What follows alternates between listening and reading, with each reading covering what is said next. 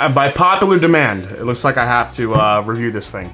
What is up, everybody? Welcome back to the show. Today we have a whiskey I really didn't want to review, but after numerous requests, here we are. But I do want to take the opportunity to talk about Traveler Whiskey from Buffalo Trace, what's in it, how it tastes, the weird pricing, and to tell folks to please stop overpaying for this bottle. I beg you. Let's talk about the new Traveler Whiskey. It's the Mash and Drum.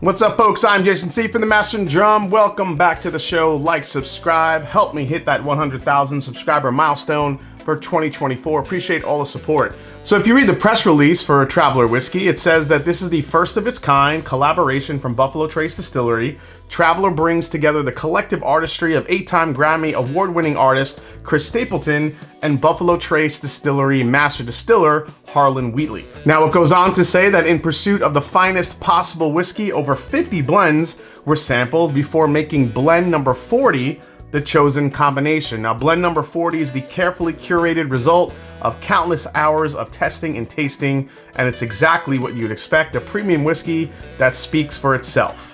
Now, interestingly enough, when this label first popped up and folks saw blended whiskey on the label, there was some thought that Wheatley vodka was incorporated into the blend, or blend number 40, if you will. Now, if you look at the label, it does say blended whiskey, which can be a murky designation, but could possibly contain neutral grain spirits. Neutral grain spirits is a term we've heard before, but normally we see it on those low shelfer, bottom tier whiskeys. They are distilled from a fermented mash of grain at or above 95% alcohol by volume, which is 190 proof, and if bottled at not less than 40% alcohol by volume or 80 proof. Now, all neutral grain spirits must be distilled from grains such as corn, rye, wheat, or barley. They're called neutral because of the repeated distillation, which strips out all the flavor of the distillate. It's also cheap to make, like vodka. So I could see why many would think that Wheatley vodka could be part of it. Thankfully, it's not. In fact, it contains 0% neutral grain spirits. Now, the other big question about this whiskey is the connection with legendary songwriter and performer Chris Stapleton, who has said in the past he has been sober for many years. Now, he did handpick some single barrels of E.H. Taylor back in 2021 and 2022, which I think those bottles went up for charity. But if he doesn't drink, then how did he really handpick them? I don't know. It raises more questions than answers, but you know, I don't have all the facts, so one can only speculate. Okay, the whiskey. What's in the bottle? Now, most of the Traveler Whiskey blend is actually Canadian whiskey. Sazerac has a lot of Canadian whiskey in their portfolio, including Canadian Mist, Caribou Crossing, Legacy Whiskey, and Seagram's very own. Now, Canadian whiskey is cheap to make and similar to light whiskey, which can be distilled to proofs from 161 to 189 proof and aged in used barrels between 140 and 160 proof. Now, if the majority of the blend is the Canadian whiskey, then the rest of the blend is supposedly bourbon from Barton Distillery, makers of 1792 bourbon. Now, this was told to me by a local rep here where I live that I talked to for a little bit about this whiskey because it just dropped here in Ohio not that long ago. So I was talking to someone that was kind of close to the brand, and that's what they said was in the bottle, so hopefully they knew their stuff. The new Traveler Whiskey is available now. It's bottled at 90 proof and priced at $40. So this is my second pour of this whiskey. I already tried it once before, but I'll try to give you some tasting notes here. This one's tough. To me, it almost comes off like an Irish whiskey, where I'm getting a lot of grain, like young, youthful grain. I mean, you kind of get your usual vanillas here, you know, something sweet. I mean, maybe a hint of like a light fruit, like an apple or something like that, but it is really light on the nose.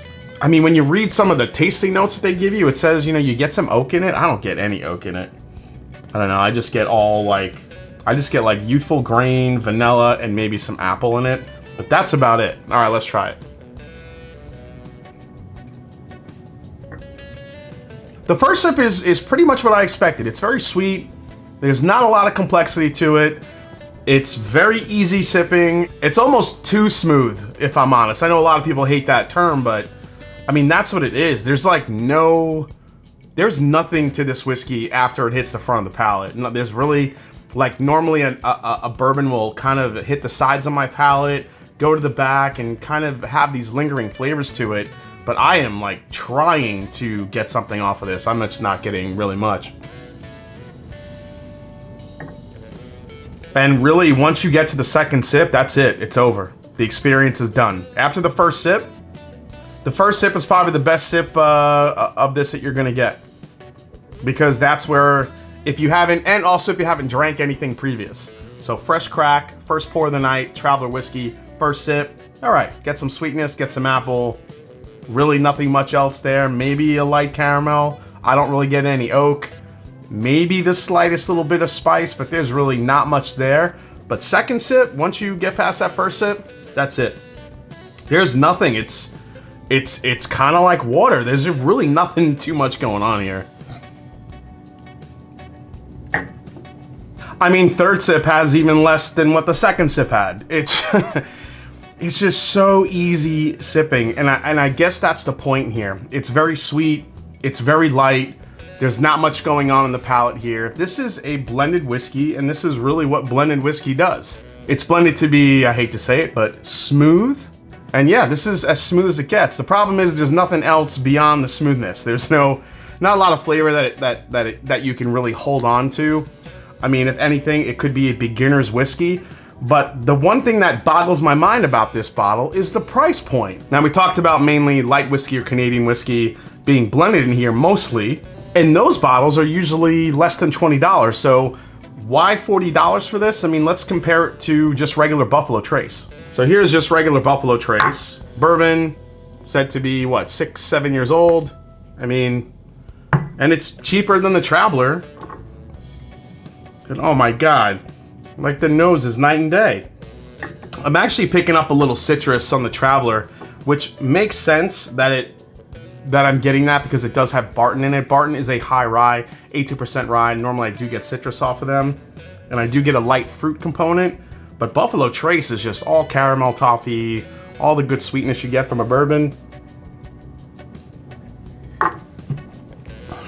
Yeah, the Buffalo Trace just has more sweetness, more heft.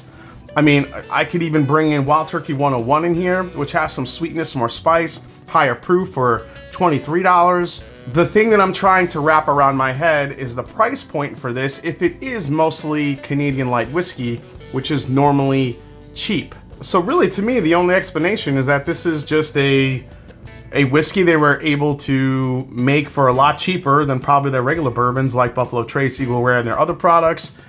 And they wanted to attach Chris Stapleton's name to it so they could upcharge it to $40, even though there's really not a lot of flavor, not a lot of punch, and just not a lot going on with this whiskey. Or is this just a cheaper whiskey that Buffalo Trace can make that they can charge $40 to maybe help recoup some of the money that they use in their giant distillery expansion? So I beg anyone that sees this upcharged at a store or on, resale markets, secondary markets, do not overpay for this bottle. Honestly, it is just ridiculous that people are. And this also just goes back to the whole thing that people just think that anything Buffalo Trace makes is made out of unicorn tears. So if I had to give you a quick final breakdown, don't overpay for it. It's not really worth the money. I would probably say this is a skip. Really don't need to grab this bottle. There's just too much other stuff on the market that's available that's cheaper than this and just way better. All right, guys, I hope you enjoyed this review of the new Traveler whiskey from Buffalo Trace. Hope you liked it. If you did, hit that subscribe button below. Please hit that like button. And if you haven't yet, follow me on Instagram. Let me know what you think of the Traveler whiskey. Do you agree with any of the things that I was saying about this? Please sound off in the comments. Let me know what you think. And as I always say, it's not about the whiskey, it's the people you share it with. Cheers, and I will see you next time right here on the Master and Drum. Cheers, folks.